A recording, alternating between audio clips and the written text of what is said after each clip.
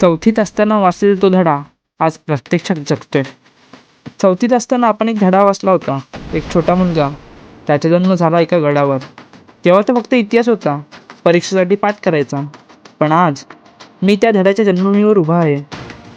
स्वराज्याच्या वारीच्या 3ऱ्या भागात मी आणि माझे मित्र आज आलो आहे शिवनेरी किल्ल्यावर. गड चढताना लहान मुलांची ट्रीप दिसली. त्यांच्या हातात पाण्याच्या बाटल्या, डोळ्यात उत्सुकता आणि माझं बालपणच मला आठवलं. कदाचित त्यांच्यासाठी आज ही फक्त पिकनिक असेल, पण एक दिवस हेच ठिकाण त्यांना अर्थ देईल. आणि आता मी उभा आहे त्या पाळण्यासमोर. इथे याच ठिकाणी छत्रपती शिवाजी महाराज जन्मले. हा पाळणा फक्त लाकूड नाही, ही सुरुवात आहे एका विचाराची. म्हणतात ना, मोठी स्वप्न लहान सुरुवातीपासून जन्म घेतात. कदाचित इथूनच ती सुरुवात झाली असेल. शिवाई देवीच्या आशीर्वादात वाढलेले ते बालपण आज महाराष्ट्राचा अभिमान आहे. पण प्रत्येक महान जन्मामागे असते आईची छाया, आणि इथेच त्या संस्काराची बीजं रुजली. आज इथे उभं राहून जाणवतं, स्वराज्याआधी मनात जन्म घेतं, नंतर भूमीत.